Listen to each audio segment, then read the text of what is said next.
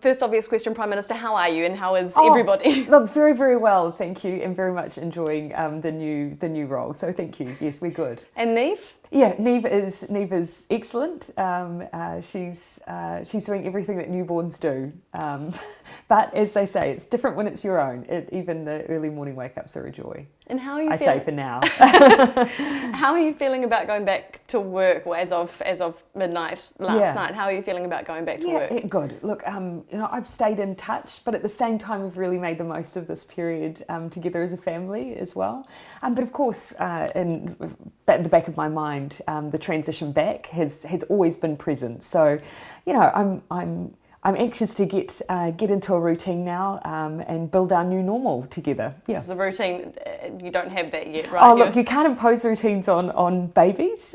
So really our routine is just finding ways to work around the things that you can't plan.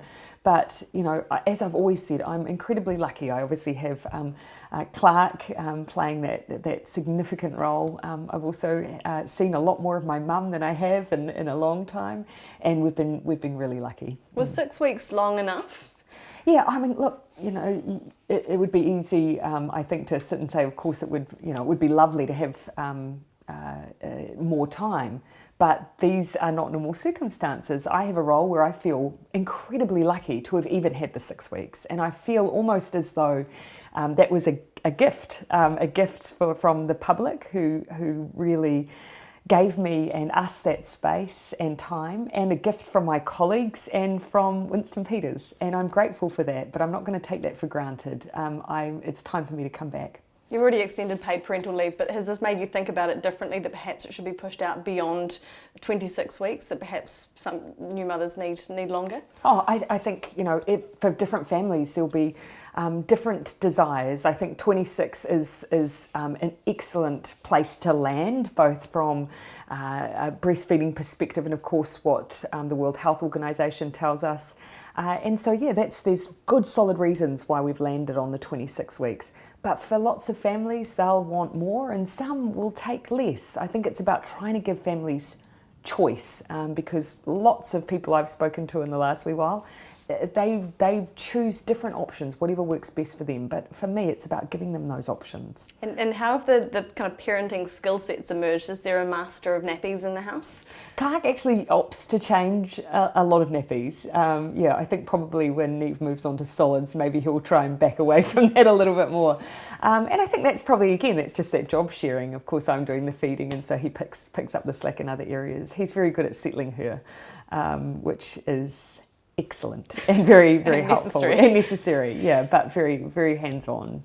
How much will Neve be incorporated into your work? Is she going to come with you on all of your big trips this year, do you expect?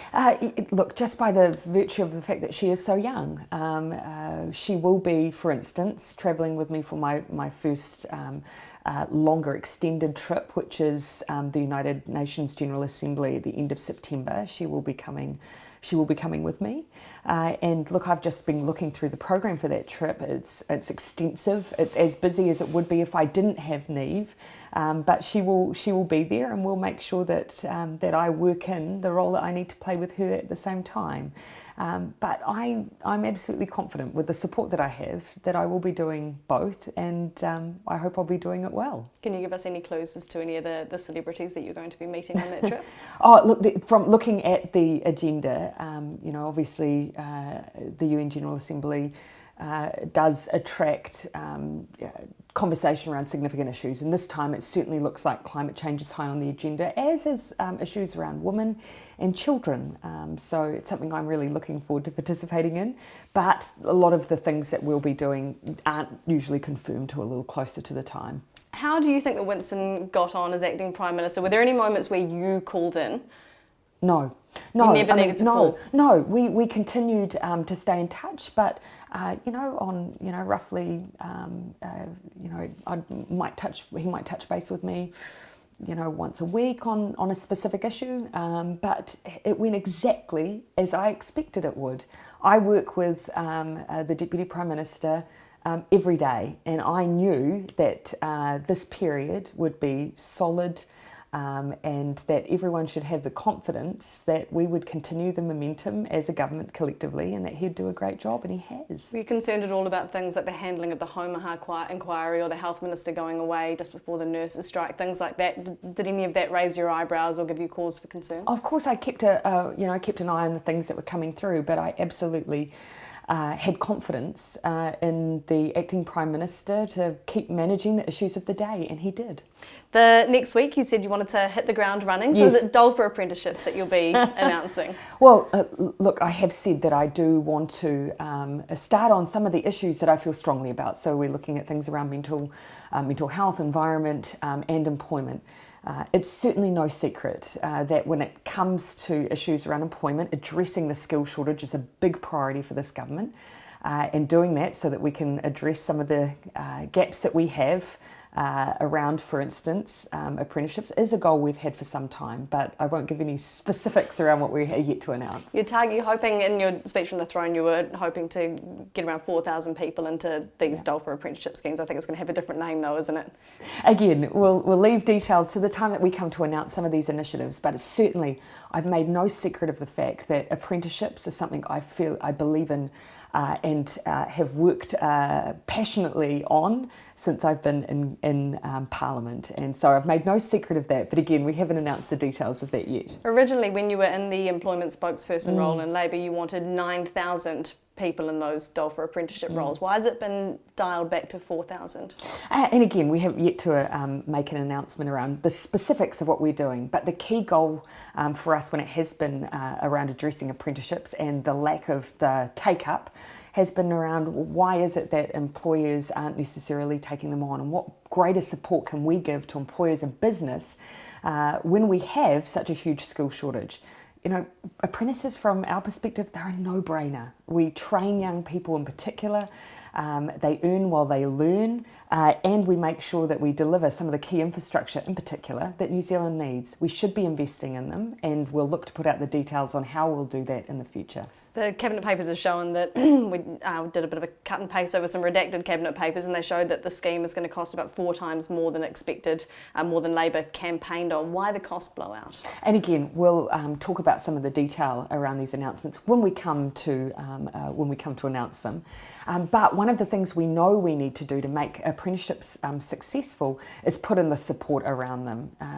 We haven't seen nearly enough of those wraparound for some of the people transitioning to apprenticeships to make sure they're finishing their coursework, building that work ethic. So that's extra support makes sure that we're investing wisely and that we're keeping people in apprenticeships in the long run. So those are all the things you need to factor in. But again, we'll put out the detail on how all of that will work when we come to announce it. Simon Bridges at the National Party Conference brought out his baby and the rest of his family, who also showed off a bit of his drumming, perhaps as a nod to your DJing. Do you think that he's trying to compete with you like for like, battle of the babies, battle of the DJs and the drummers? No. I think probably what's happening more and more in politics, just generally, is that we know that people need to get to know you, and it's natural that if you have a family, that they'll be a part of your life in politics, because the private and the public is so blurred. And the drumming?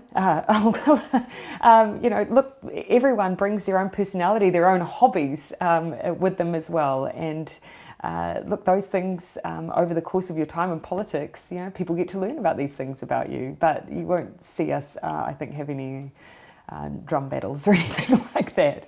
And comments he made on Hodaki FM as well, basically suggesting that he hated your baby. What did you think of that when you I certainly didn't interpret it like that. No, not at all. Did you take issue with the way he was talking about Neve and your family, especially given... Look, I have to admit I didn't pay too much attention to it. At the time that bubbled up, I was still in hospital, and so I was dealing with more mundane issues, like figuring out breastfeeding. So no, I didn't particularly engage with that, I have to say. Yeah. What are you doing with your salary from the last 6 weeks? So yes, I did talk about the fact that I would be making a donation, and I'll be doing that this week to Plunket. And also, though, over this period that I've been on leave, I did have an opportunity to spend a little bit more time in and around the hospital, seeing what needs exist there for new families. So I'm keen to just at a personal level, try and make a contribution there that might make a difference for a few families. I consider us incredibly lucky. You know, we had Neve at full term. She's a healthy baby. And now with the eye of a parent, looking at what some other parents experience, I definitely see the need for that support. Best services possible available for them, but actually creating a village around those families too. How much money will you donate to Plunkett? Yeah, I wasn't going to put out the specificities, but it will be in the order of several thousand. Several thousand, because I think, will it cover your entire pay over that time? It's an arbitrary figure. I wanted to make a contribution, acknowledgement that I'm in a special set of circumstances. But yes, I'll be making a donation in the order of several thousand, but also, as I say, at a more personal level, trying to put in resources that I saw a few gaps around for those parents as well. But that's just something I personally want to do. Will you be donating upwards of $50,000 or is... No, several thousand. Do you have any nicknames for Neve? No, I have found myself making variations on her name. I think parents tend to probably do that, but no nicknames yet. What about the DPS? Do they have a security code name for her? I bet that they do. I haven't heard it yet. Yeah, but they almost certainly will. I'll see if I can catch them out. What's your security code name? I only ever heard them call me PM.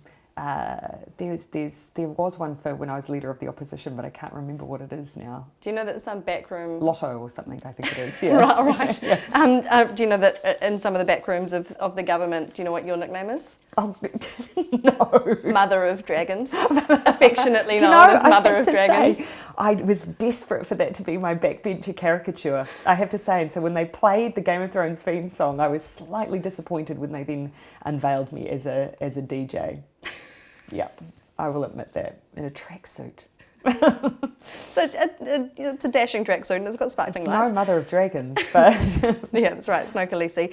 Just one last thing, Boyd Swindon's study came out a couple of weeks ago detailing New Zealand's obesity environment more. Do you think you'll move towards New Zealand schools having a water-only policy?